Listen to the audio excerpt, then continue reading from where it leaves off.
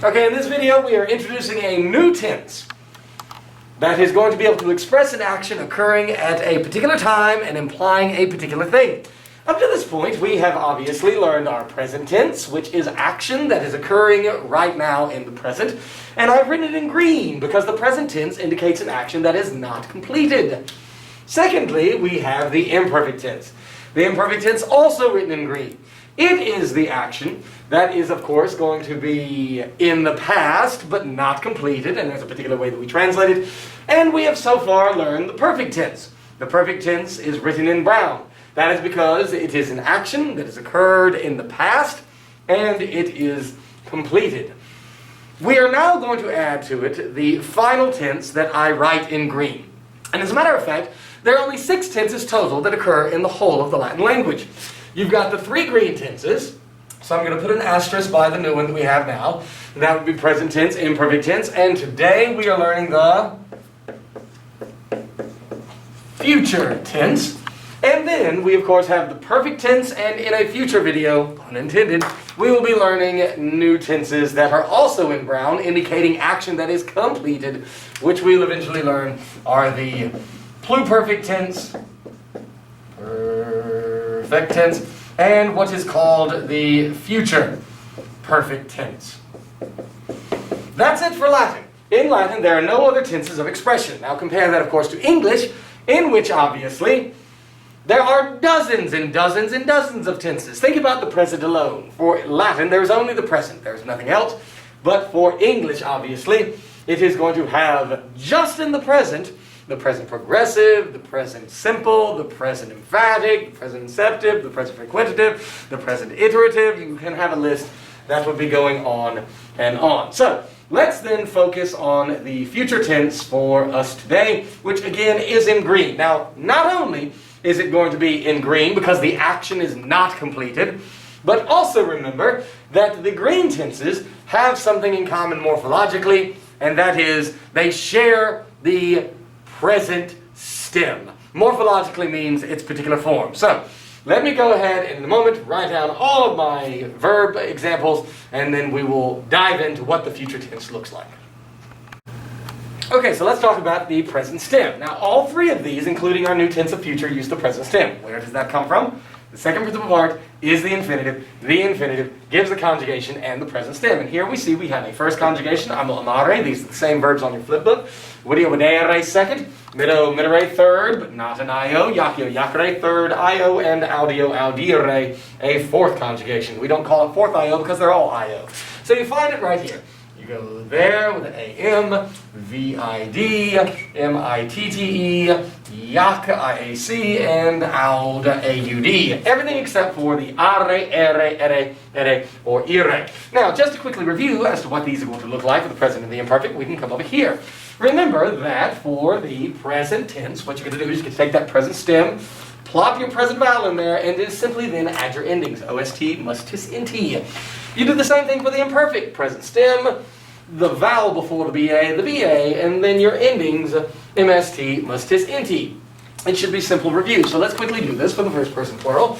My present stem, present vowel, and then first plural, OST, mus. And thus it would be mus. Here it would be present stem, ABA, because that's the vowel that we need for the first conjugation, and then, of course, mus. Over here we want second singular, so we'll do the same thing for the present, VID. Our vowel here is going to be an E, pay close attention to that in just a moment, and then I want second singular, we'll have an S, and then, of course, VID, and then EBA, because that's the symbol that you need for the second conjugation. Remember, you just got to memorize those 5 things, and then an S there as well. For mido midere third singular, I'm going to put MITT. That's my present stem. The vowel for third conjugation is a short I, and then third singular OST is what I'm looking for. Then MITT, and then of course it'll be EBA from my chart that I have up there, and then the T. Remember the T's eat macrons. So I take off that long mark. That is why very often in the present tense you see here that these could obviously be short vowels. Likewise, all of these A's of the ba could turn short if it is in front of a T or an NT. Yakio yakare, you take that same stem, yak, and then of course here it's going to be third plural. It would be an INT, but you know the Romans don't make them say that. The I's turn to U's, the Romans make them say unt. But we also remember IO here and IU there. Yaka, and then of course here for the imperfect, it's IEBA, and then NT, that NT eats the BA macron, and then down here it is simply AUD. This is first singular, and so you can just drop that guy down right there because it is audio. Likewise, AUD, and then IBA, or IEBA I should say, and then here it'll be an M. M eats macrons as well. So that is of course the tenses that we now know. The future tense, and let me put it all in caps for us, is then what we need to concentrate on now. Now, I never write on the board in black ink, but I'm going to do so now. The reason being is because for the future tense, it is divided into two worlds, two distinctive worlds. And those worlds are divided right there. And that is that when you are dealing with the future tense, there are two ways by which you can recognize that it is a future action that is occurring after the present. And that would be either by the symbol bi, and that bi for the first conjugation and the second conjugation will have the vowels in front of it. One would expect long ABI, long EBI. However, for the third IO and the fourth conjugations, instead of a bi, they will have the vowel long E. Long E, long E. Now the great news is that for the third IO and fourth, which is the third IO and the fourth IO, there's an I preceding that E, and an I. And thus, it becomes not a problem except for one particular form. These are not a problem. You will see the BI from 1,000 miles away and know that it is future. These are not a problem because I can always tell you, and we will say this over and over again, if I see I long E, future it will be. Now, be careful. You don't see an I long E here. Why? Because you only see a BA. You don't see an I long here, or I long E here. You only see a BA. But if there is only an I long E, future it will be. That's the one that is trouble. Now, what you can do is combine these, and by the way, your first item that you'll be putting in for this embedded quiz is simply the letters BI. BI. That's it. Now, if I were to combine these BIs with those endings, I can end up with my, and I have to put this in quotes, future endings. Now let us be clear, there are no such thing as future endings. There's only the present endings stuck onto the symbol of the future. But when you squish them together, this is what you will end up with. Bo, because the B-I, that I is eaten by that strong letter O. And then bis, and then bit. And then we have bimus, bitus, and as you know, the Romans don't make them say int, and the Romans make them say unt, and so therefore, bunt. Bo, bis, bit, bimus, bitis, bunt. What is bo, bis, bit? Those are our future endings. Why must we use air quotes? Because future endings don't exist. So let's go ahead and take these and only deal with the first two verbs that are over there. First conjugation, amo, amare, and second conjugation, video, videare. And so we are going to form them using the future tense. And so here it would be, you take your present stem am, and then since it is a first conjugation, that would be abi, and then first plural, mus. Amabimus. Likewise, up here, you take your present stem, vid, and then second singular is what we're looking for, ebi, and then s. Now, let's quickly translate them. Amamos, we love right now. We are loving right now. We do love right now. Imperfect, we loved yesterday. We were loving yesterday. And the future, we will love. Will.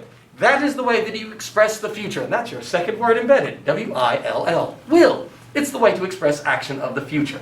We will love, you will see. Versus you are seeing right now, you do see right now.